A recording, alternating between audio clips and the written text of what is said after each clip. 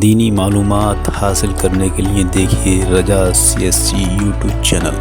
جی ہاں، رجا CSC۔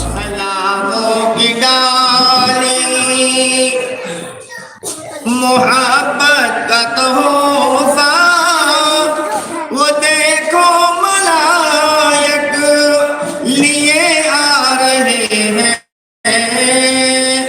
نحمدہ ونصلی ونسلم علی حبیبہ الکریم۔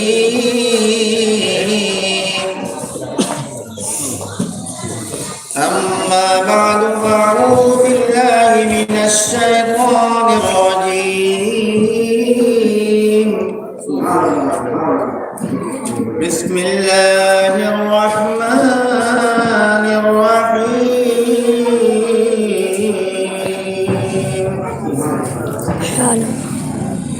وَأَمَّا بِنِعْمَةِ رَبِّكَ فَحَدِّثْ۔ آمنت بالله صدق الله العظيم وصدق رسوله النبي الأمين الكريم ونحن على ذلك لمن الشاهدين والشاكرين والحمد لله رب العالمين۔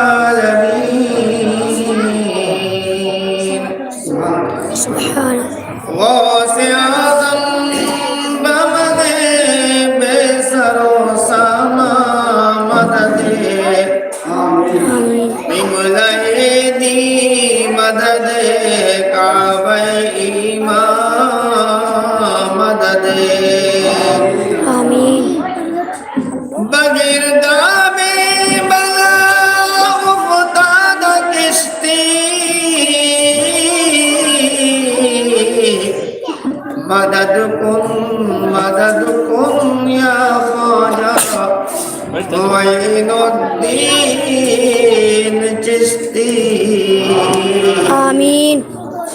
اور تیری سرکار میں لاتا ہے رضا اس کو شفیع، اور جو میرا غوث ہے اور لاڈلا بیٹا تیرا،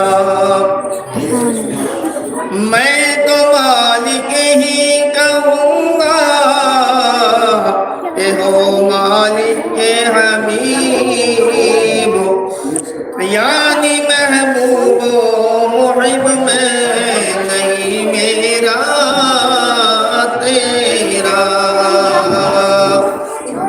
حضرت گرامی، مجھ سے قبل حضرت حافظ صاحب بڑے اچھے انداز میں نعت سرور محمد صلی اللہ علیہ وسلم پڑھ رہے تھے اور آپ کے قلوب کو منور مجلہ فرما رہے تھے۔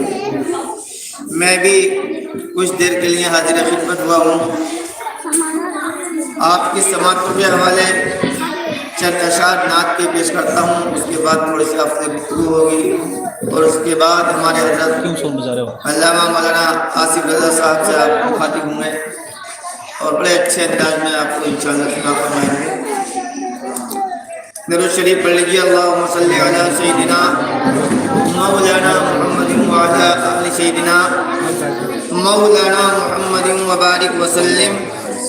صلاۃ و سلام علیک یا رسول اللہ یا حبیب اللہ یا نبی اللہ۔ سلاموں کی ڈالی محبت کا تحفہ وہ دیکھو ملائک لیے آ رہے ہیں۔ سلاموں کی ڈالی محبت کا تحفہ وہ دیکھو ملائک لیے آ رہے ہیں۔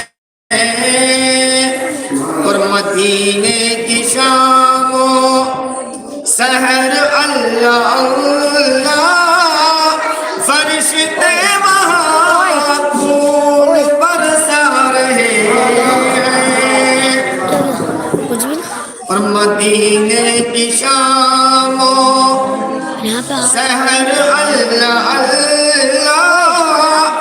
اللہ فرشتے وہاں پھول برسا رہے ہیں اور جہنم میں جلتے ہوئے دیکھ لیں گے تو شاہد عالم یہ رب سے کہیں گے جہنم میں جلتے ہوئے دیکھ لیں گے تو شاہد عالم یہ رب سے کہیں گے انہیں بخش دے رب اکبر یہ اپنے کیے کی سزا پا رہے ہیں انہیں بخش دے رب اکبر یہ اپنے کیے کی سزا پا رہے ہیں اور ہماری نظر میں وسیلہ ہے سب کچھ وسیلہ نہیں ہے تو کچھ بھی نہیں ہے ہماری نظر میں وسیلہ ہے سب کچھ وسیلہ نہیں ہے تو کچھ بھی نہیں ہے اور ولایت کی منزل کا عالم نہ پوچھو ارے ولی سے نبی کا پتہ پا رہے ہیں اور ولایت کی منزل کا عالم نہ پوچھو ارے ولی سے نبی کا پتہ پا رہے ہیں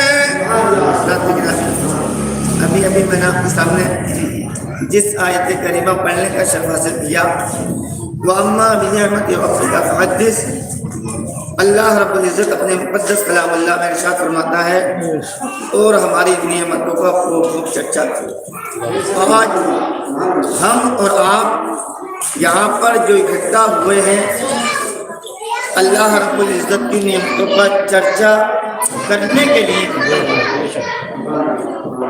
جہاں ذکر حبیب ہوتا ہے جو اہل دل نبی کی یاد کی محفل سجاتے ہیں وہ دنیا میں اور عقبہ میں بڑی عزت کماتے ہیں وہ دنیا میں اور عقبہ میں بڑی عزت کماتے ہیں اور جاتی نہیں ہے قبر میں دولت کسی کے ساتھ جاتی نہیں ہے قبر میں دولت کسی کے ساتھ رہتے ہیں آدمی کے عمل آدمی کے ساتھ رہتے ہیں آدمی کے عمل آدمی کے ساتھ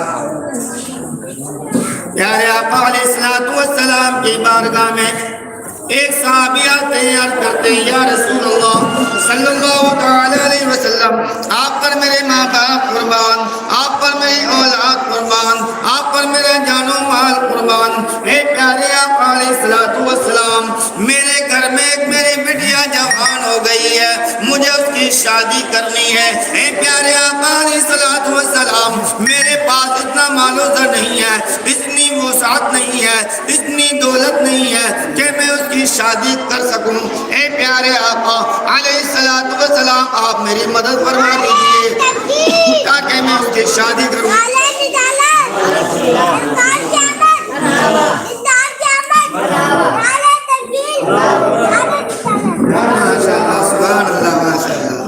اللہ تعالیٰ اس بچے کی عمر دراز فرمائے تو کتنا جذبہ ہے ماشاءاللہ اس بچے کے پیارے آقا علیہ السلام نے جواب دیا میرے صحابی جاؤ حضرت عثمان غنی کی بارگاہ میں چلے جاؤ اور ان سے اپنی بات کہنا وہ انشاءاللہ تمہاری ضرور مدد فرمائیں گے حضرت عثمان غنی کی بارگاہ میں جب وہ پہنچتے ہیں تو دیکھتے کیا ہے کہ حضرت عثمان غنی اپنے خادم سے کہہ رہے ہیں کہ آج تم نے چراغ کی بتی اتنی موٹی کر دی تھی جس کی وجہ سے رات چراغ میں تیل جو تھا ڈالا تھا وہ زیادہ صرفے میں آ گیا۔ جب انہوں نے یہ بات سنی تو وہ شرمندہ ہو گئے اور کہنے لگے جو اتنا بڑا حسابی ہو کتابی ہو ہماری مدد کیسے کر سکتے ہیں؟ پھر پیارے آقا علیہ الصلوۃ والسلام کی بارگاہ میں جاتے ہیں، عرض کرتے ہیں یا رسول اللہ صلی اللہ تعالی علیہ وسلم میری ہمت نہیں پڑی۔ میرے نبی نے فرمایا جاؤ انہی کے پاس جاؤ، وہ تمہاری مدد ضرور کریں گے اور تم ان سے اپنی بات کہنا۔ پھر چلے جاتے ہیں، حضرت عثمان غنی رضی اللہ تعالیٰ عنہ کی بارگاہ میں پہنچتے ہیں تو دیکھتے کیا ہیں کہ حضرت عثمان غنی اپنے خادم سے کہہ رہے ہیں کہ رات تم نے دال جو بنائی تھی اس دال کے اندر نمک تیز کر دیا تھا جس کی وجہ سے نمک زیادہ خرچے میں آ گیا۔ انہوں نے اب یہ دوسری بات دیکھی اور اپنے کانوں سے سنی، ان کے پھر ہمت نہیں پڑی، پیارے آقا علیہ الصلوۃ والسلام کی بارگاہ میں جاتے ہیں، کھڑے ہو جاتے ہیں، یا رسول اللہ صلی اللہ تعالی علیہ وسلم میں ان کے پاس تو گیا تھا میری ہمت نہیں پڑی۔ میرے نبی نے فرمایا پھر جاؤ انہی کے پاس، وہ تمہاری ضرور مدد کریں گے۔ پھر وہ ان کی بارگاہ میں جاتے ہیں اور کھڑے ہو جاتے ہیں، اب ہمت نہیں پڑتی، ادھر دیکھتے ہیں کہ نبی کون ہے انہیں بھیجا ہے، ادھر پہنچتے ہیں حضرت عثمان غنی کی بارگاہ میں پہنچتے ہیں تو دیکھتے ہیں اور کہنے لگتے ہیں کہ اتنا بڑا حسابی اتنا بڑا کتابی کہ جو یہ کہہ رہا ہے کہ رات نے دال میں نمک اتنی تیز کر دی تھی جس کی وجہ سے نمک زیادہ خرچے میں آ گیا، تیل کی بتی اتنی موٹی کر دی تھی جس کی وجہ سے تیل زیادہ خرچے میں آ گیا، اب ہمت نہیں پڑ رہی ہے۔ تو حضرت عثمان غنی رضی اللہ تعالیٰ عنہ نے کہا بھائی پریشان کیوں ہو رہے ہو، آؤ آؤ اندر آ جاؤ، میں تمہیں کل سے دیکھ رہا ہوں، کل بھی تم آئے تھے، پرسوں بھی تم آئے تھے، ہاں شام آیا تو تھا لیکن میری آپ سے ہمت نہیں پڑی، میں کچھ کہنا چاہتا ہوں۔ کیا کہنا چاہتے ہو بتاؤ؟ کہ میں کہنا یہ چاہتا ہوں کہ میرے گھر میں ایک میری بٹیا جوان ہو گئی ہے، اس کی مجھے شادی کرنی ہے، میرے پاس اتنا مال و زر نہیں ہے، اتنی دولت نہیں ہے، اتنی وسعت نہیں ہے کہ میں اس کی شادی کر سکوں۔ پیارے آقا علیہ الصلوۃ والسلام کی بارگاہ میں گیا تھا تو آپ نے فرمایا کہ جاؤ حضرت عثمان غنی کی بارگاہ میں چلے جاؤ۔ جب میں پہلے دن آیا تو آپ اپنے خادموں سے کہہ رہے تھے کہ رات تم نے چراغ کی بتی اتنی موٹی کر دی تھی جس کی وجہ سے تیل زیادہ خرچے میں آ گیا، تو میری حضرت عثمان غنی ہمت ٹوٹ گئی کہ جو اتنا بڑا حسابی ہو اتنا بڑا کتابی ہو تو میری کیا مدد کرے گا، میری ہمت نہیں پڑی۔ پھر دوسرے دن آیا تو آپ یہ کہہ رہے تھے کہ رات دال میں اتنا نمک کیوں ڈال دیا جس کی وجہ سے نمک زیادہ خرچے میں آ گیا، میری اس بات کو دیکھ کر میری ہمت نہیں پڑی۔ آپ نے فرمایا وہ جو مال تھا اس کا میں مالک نہیں تھا، وہ مال غنیمت تھا، اور اب جو مجھے سوال کرتے ہو اس میں مال اپنا دوں گا، دوسرے کا مال نہیں دوں گا، بتاؤ کیا چاہتے ہو؟ میں اپنی بٹیا کی شادی کرنا چاہتا ہوں۔ آپ نے کہا تجوری کھولو، اور تجوری کھولنے کے بعد مال بھر لو، جتنا چاہو اتنا اس میں سے لے لے۔ اب وہ تجوری کھولتا ہے، اپنے تھیلے کو بھرنا شروع کر دیتا ہے، کبھی تو حضرت عثمان غنی کے چہرے پر نظر ڈالتا ہے، کبھی تجوری کو دیکھتا ہے۔ آپ فرماتے ہیں میرے چہرے کو مت دیکھو، پریشان ہونے کی ضرورت نہیں ہے، تم یہی دیکھ رہے ہو کہ اتنا بڑا حسابی ہے، اتنا بڑا کتابی ہے، یہی سوچ رہے ہو نا؟ کہاں سوچ تو یہی رہا ہوں، ارے میرے بھائی وہ جو مال تھا وہ میرا نہیں تھا، وہ مال غنیمت مال تھا، اور اس کا مالک میں نہیں ہوں، اس کا مالک میں ہوں، جتنا چاہو اتنا لے لو اور اپنی بیٹی کی شادی میرے دوستوں پیارے آقا علیہ الصلوۃ والسلام کی بارگاہ میں ایک شخص آیا، عرض کی یا رسول اللہ صلی اللہ تعالی علیہ وسلم میرے والد محترم بیمار ہیں، میں ان کی خدمت کروں گا تو کیا ملے گا؟ پیارے آقا علیہ الصلوۃ والسلام کہتے ہیں تو خدمت کرنا بہت بڑی بات ہے۔ تمہارے والد محترم، اگر کوئی شخص اپنے والد محترم کے چہرے کو ایک بار شفقت سے دیکھے گا اسے 1 حج کا ثواب ملے گا، 2 بار شفقت سے دیکھے گا اس کو 2 حج کا ثواب ملے گا۔ اسی طریقے سے مسلسل پیارے آقا علیہ अलैहिस्सलाम इरशाद फरमाते हैं कि जितनी बार अपने वालिद मोहतरम के चेहरे को देखोगे उतना हज का सवाब मिलेगा। आज सबसे ज्यादा औलाद का जो पंगा है वो वालिदैन से है। जब तक शादी नहीं होती है वालिदैन की हर बात मानता है बच्चा, और जब शादी हो जाती है तो उनसे कट जाता है बच्चा। ये आखिरकार वजह क्या है मेरे दोस्तों? ये हमारी तरबियत की कमी है, हमारी तरबियत की कमी है, नाइल्मी की वजह है। अगर तुम अपने वालिदैन की खिदमत करते रहोगे तो दुनिया में भी लोग तुम्हारी इज्जत करेंगे और आखिरत में भी तुम्हारी इज्जत होगी।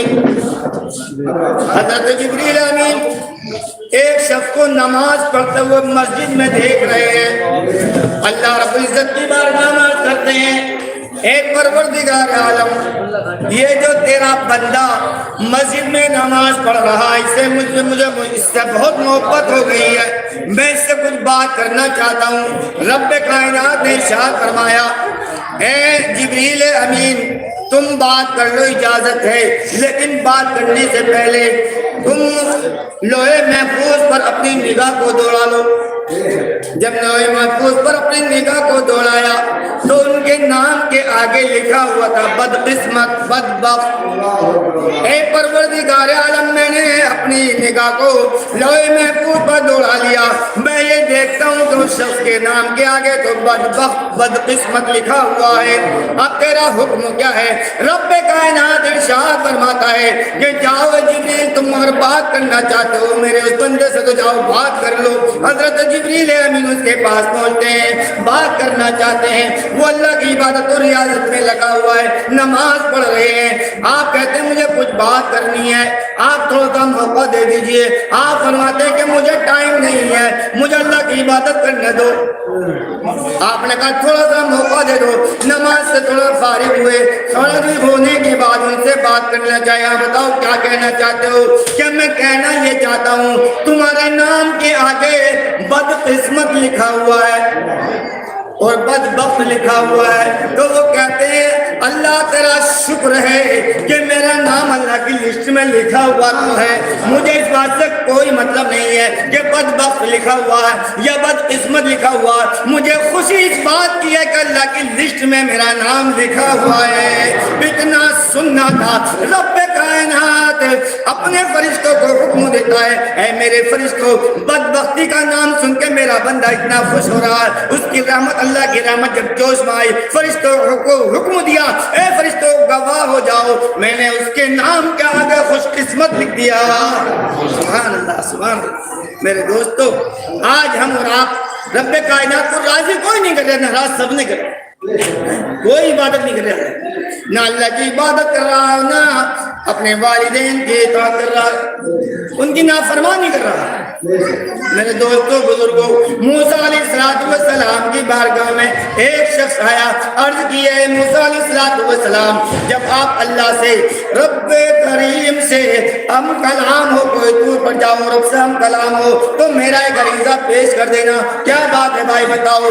बात ये है कि मैं बहुत बड़ा मालदार हूँ, रब्बे कायनात की बारगाह में यह कर देना कि अल्लाह तो फला बंदे का माल कम कर दे।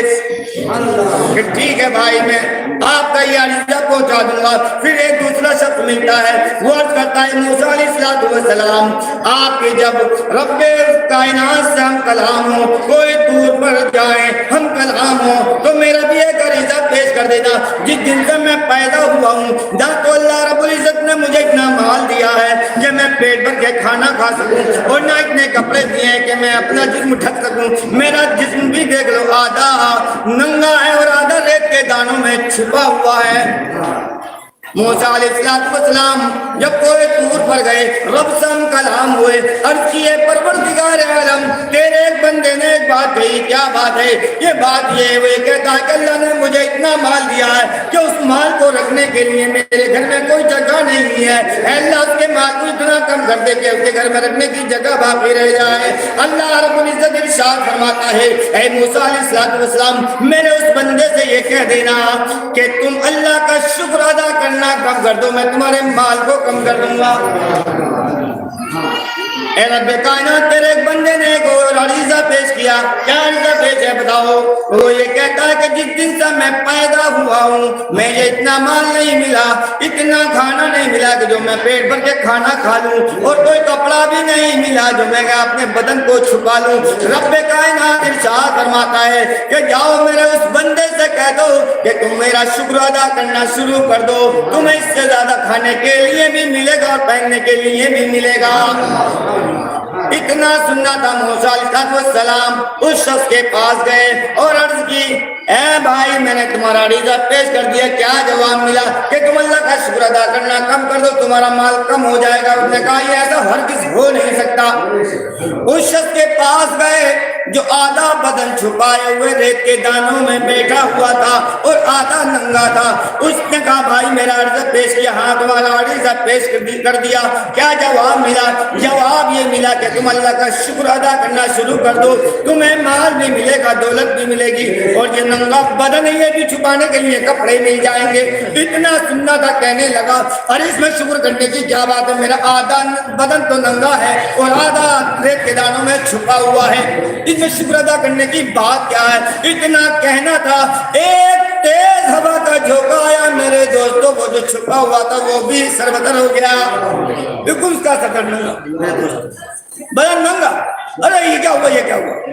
اس پہ بھی اللہ کا شکر ہمیں ادا کرنا پڑے گا۔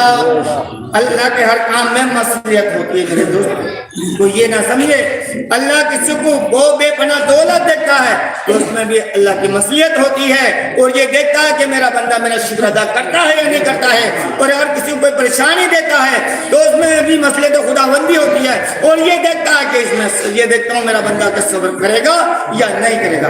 اللہ تعالی ہم سب کو نیک عمل کرنے کی توفیق عطا فرمائے۔ واقع دعوانا الحمد